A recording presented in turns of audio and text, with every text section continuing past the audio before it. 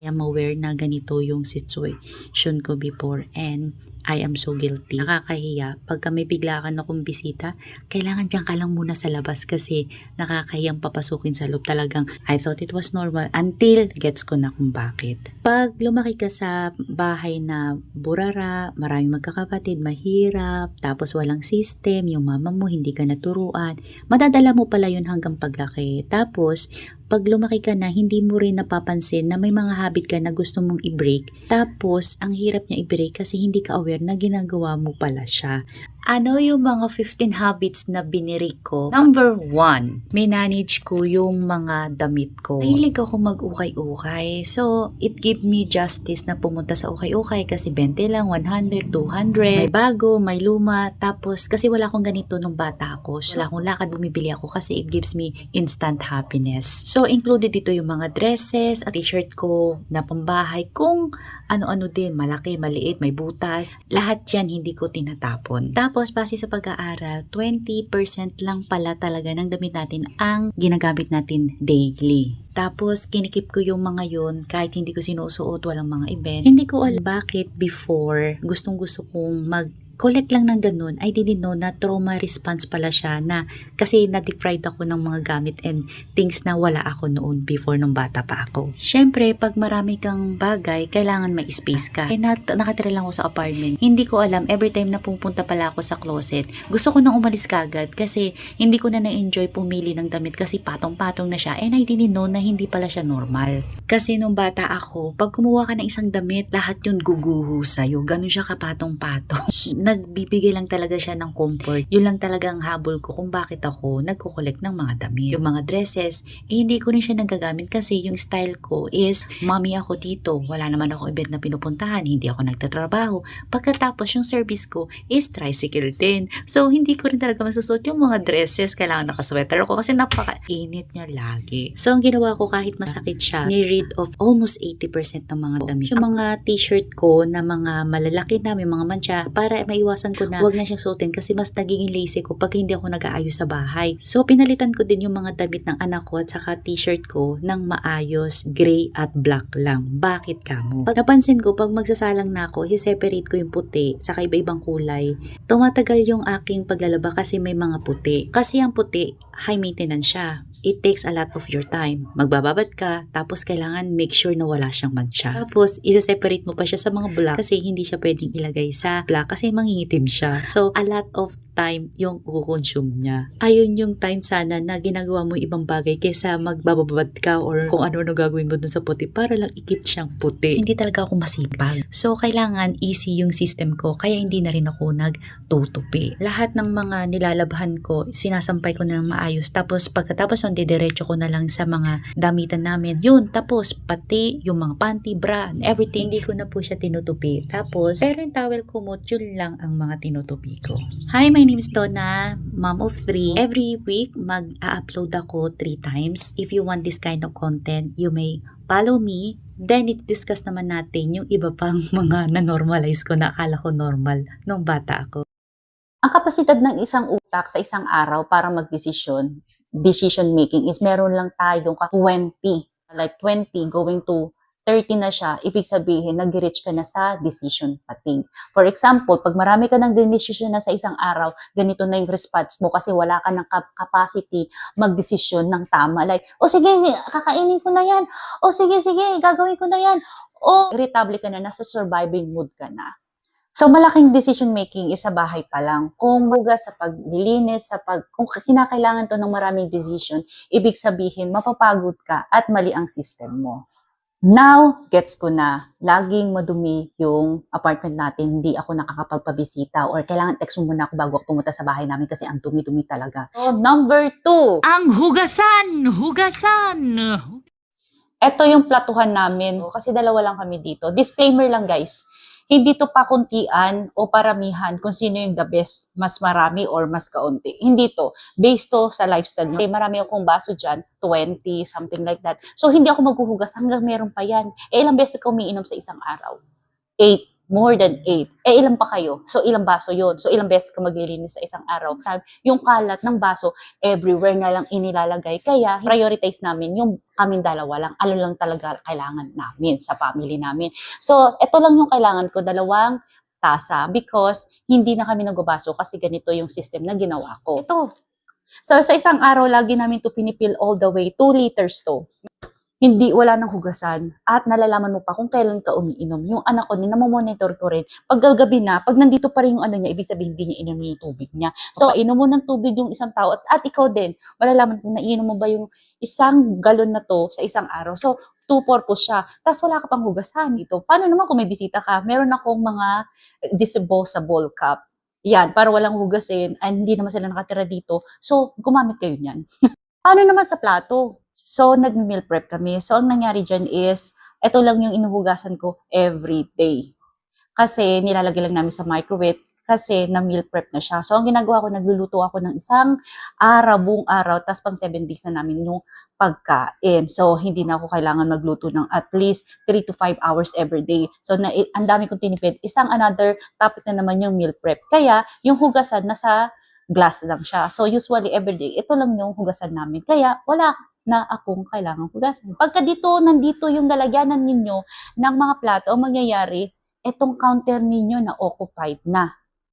Pagkatapos, kailangan lagi mo lilinisin yung ilalim nun kasi lagi na-stock ng tubig. So, no kayo sa mga ganong lalagyanan ng plato. Pag bumili ka ng maliit, magkakaroon yung paanon, mapupunta siya dito. Pag napunta siya dito, additional linisan mo, ma-stock yung mga pagkain dito or yung mga tapos mga ngalawang or sagabal to sa flow ng paglilinis mo. Kaya huwag kayong kukuha ng maliit nito. At additional to that, yan, naglilinis kayo ng mga Tupperware o mga kung ano-ano, pwede nyo ilagay dito, tapos tutulo na lang siya. At huwag kayong mag-worry dun sa mga patak dyan, kasi pwede nyo na naman siyang punasan later on. Kaya kung may space kayo, isagad nyo na ang pagbili ng ganito. Kaya kahit mas mahal to, dun sa compare dito sa nilalagay lang dito, pumunta na kayo dito kasi mapapabetter ang buhay ninyo. Pang araw-araw yung stress na marirelieve niya kasi marami siyang space. Lahat ng mga bagay na nandito dapat mapapabetter ang buhay ko. Hindi lang siya pleasingly looking aesthetically. Tama ba yung English ko? Yun na yun. Come to realization, lahat ng meron ka na nabili mo sa bahay mo, free na yun. Kasi nabili mo na. Pero, hindi pa pala. Kasi this time, ang binabayad mo naman, time mo. What? Kaya pala, dilulo ko dati. Kasi may 24 hours lang tayo na time sa buhay natin. Eh gusto ko mag-gym 2 hours yun. Tulog 8 hours. Tapos kung ano-ano pang mga lifestyle mo na tapos yung bahay mo, gaano pa siya kalaki, pwede mag-determine kung magkano yung ima-minus mo. So kung marami kang collection, mga gamit, lahat din yun magma-minus isa-isa. Lahat yun magma-minus sa time mo sa isang araw. So dahil gusto mo isiksik yun sa isang araw mo, mapapabayaan mo ng maraming bagay just because hindi mo na kayang i-handle. Tapos may asawa ka pa, may partner ka pa kung hindi ka single, tapos may alaga ka pa, tapos may mga friendship ka pang gusto mo rin bigyan ng time. Tapos yung sarili mo, sometimes napapabayaan mo kasi gusto mo siyang isiksik. Kaya pala, overwhelmed din ako noon. Kaya sabi ko, ano nangyayari? Ba't parang hindi ako nagiging productive? Kasi yun na lang pala yung umiikot ko. Kasi, ang dami kong gamit na hindi talaga nag-serve sa akin para mas papabetter yung buhay ko. Yun pala yun. So, kailangan ko mag-rid off ng mga gamit para mapabetter yung buhay ko. Mag-i-stay lang ako ng mga gamit dito sa bahay na kung saan mapapabetter ang buhay ko. Hindi lang siya basta aesthetically just because yung magazine, it looks like this, gagayahin na din. Hindi. Yun yung biniri ko. Kaya ito ang number 3. Kailangan pag mag-declutter kayo is sectionin nyo lang. Bakit? Like I said sa previous vlog ko is, meron lang tayong healthy decision na 20 healthy decisions every day. Pagka more than 20 decision na kailangan mong decision na sa isang araw, mapapagod ka and may hihintuin mo yung pagde-declutter mo ko because it's too much for you. Kaya mag-section lang tayo. Sa kusina muna tayo. Ito yung ginawa ko sa kusina. And tip lang guys, bago kayo gumawa ng schedule ninyo sa declutter, dapat yung isang araw na yun or specific time na yun na ilalagay nyo sa decluttering is wala kayong ibang gagawin kundi declutter lang. Bakit kamo? Kasi pagka nagluto kayo, that takes a lot of time. It's gonna overwhelm you. Or else, mag-order na lang kayo para focus lang kayo sa isang bagay, tas tuloy-tuloy yung productivity nyo. And bago ko nagsimula sa isang area, lagi kayo maghahanda ng 3 boxes. May donation, may maybe, at saka may pang throw. Bakit kamo? What is maybe? It's obviously, donation is giving it away. Maybe is the things na hindi mo pa kayang pagdesisyonan ngayon. Yung itatapon ko ba to? Hindi. Yung ang hirap-hirap sa'yo, yung talagang typical, ilagay nyo dito. Para hindi ma-slow down yung productivity nyo. Tapos wala kayong regret later on. So kailangan itong maybe na to, ilalagay mo pa siya sa isang corner ng mga ilang buwan. Tapos isipin mo pa, oh, gusto ko pa ba siya o hindi? Mabubuhay ba ako sa kanya na wala siya or hindi? So walang regret. Kaya meron kayong maybe. Pero huwag nyo naman dalasan na mag-maybe ha. Read off pagka hindi na nag-purpose sa buhay nyo. Yan lang. Feedback natin is, pinaliwanag ko kung bakit wala tayong dito, nag-meal prep tayo. Tapos, dahil yung mga sandok, mga kung ano-ano pang pangluto, ay put it away dito. At ito lang yung pang everyday namin na ginagamit. But then again, ito na yun. So lahat ng mga hindi na itong mga to, usually, ito yung mga like, baka magamit ko pa or baka magbigay ako sa kapitbahay ng ano, hindi maibalik and inaano ko tong mga Tupperware na to, kinikip ko, lahat yun ni-read off ko na. Baka kailangan ko na magbigay ng something sa ibang kapitbahay. So nagsisiplak na lang ako. So ilan ba talaga yung mga kailangan mo ng mga kutsilyo, sandok, mga plato, ilan ba talaga kayo sa bahay nyo? So, yung mga extra, yun dapat talaga ang kailangan na read off. So, dahil wala naman akong kasama dito, kaya easy sa akin na mag-read off kung ilan ba talaga kailangan ko ng mga kutsilyo, sandok, and mga pangangailangan ko sa araw-araw. Ilan ba yung mga kawali na kailangan ko talaga? Kaya it's easy for me to read off kasi mag-isa lang ako dito. Ang problema is, paano kung may kasama kayo sa bahay? Ano ang gagawin ninyo kung may kasama kayo sa bahay? So first, ito ang tip ko sa inyo. Huwag kayong magtatapon hanggang hindi nyo papaalam. Bago kayo mag-declutter, kailangan sabihin nyo muna siya, sign of respect. Kasi pag nagtapon lang kayo, away yan. So sabihin na natin, ayaw talaga nila magtapon ng mga kaaway nyo talaga ayaw magtatapon. Kailangan, unti-untiin nyo siya. Kailangan i-embody mo yun. Kailangan makita nila sa kwarto mo, pang kwarto mo, kung gaano makaganda, mag-declutter. Kung less lang talaga ang gamit ninyo, gaano baka light ang buhay kung yun lang ang inyong gamit. Ang easy-easy na lang siya i-maintain, lagi maayos yung gamit mo, tapos i-compare na nila, magsimula na siya lang i-compare yung mga gamit nila sa gamit mo. Doon na nila marirealize, ay oo nga no, kayo, and wag mo impose yung gusto mo. Kailangan makita nila na ginagawa mo muna yun. Declutter muna bago ka bumili ng mga organizer or storage. Pagka ginawa mo muna yung storage, wrong na yun. Fail na yun. Kaya declutter muna bago ka bumili ng storage, please. So kagaya tong storage ko na to, ito, love na love ko to.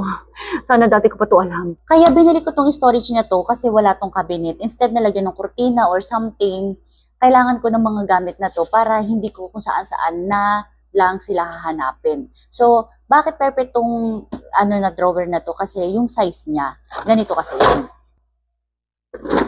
Kunyari, ito yung na-decide ko, sige, kailangan ko lang ng mga lalagyanan na lalagyanan nitong mga to. Tapos, na-decide mo, ay, ito maganda to kasi marami may lalagay. Mali. Pag pinagpatong-patong mo yan dito, bago mo makuha to, nasa ilalim, na kailangan mo dito, ilang step yan? 1, 2, 3, 4, 5, 6, 7, 8, hanggang mahanap mo siya.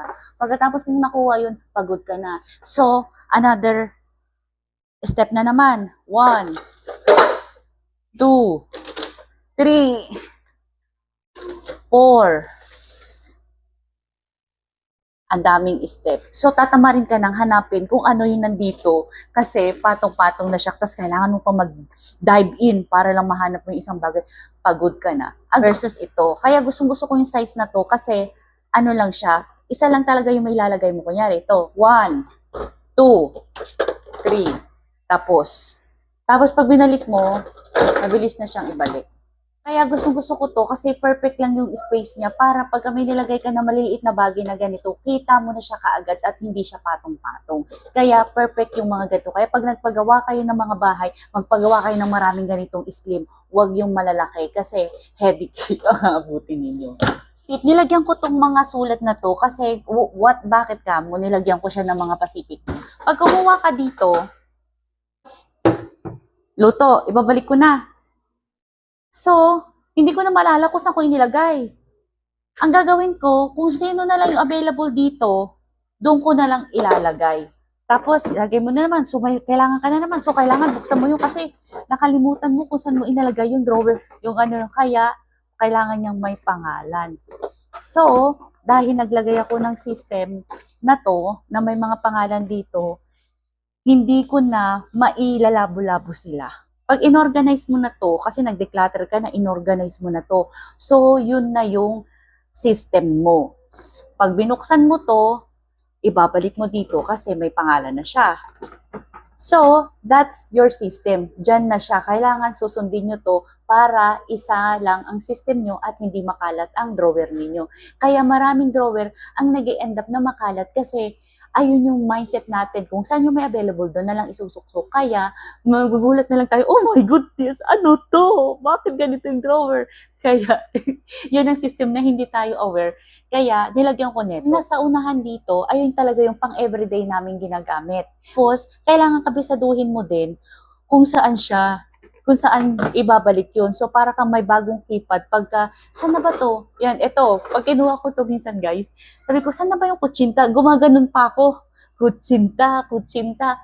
But then again, mahirap lang siya sa umpisa kasi hindi mo pa alam kung ano yung mga, saan nakalagay to. But then again, ako, alam ko na kasi nakabisado ka na. So, I take this one as a may bago kang cellphone na kailangan mo kabisaduhin para yun na kasi ang system mo. Kailangan mo mag-train.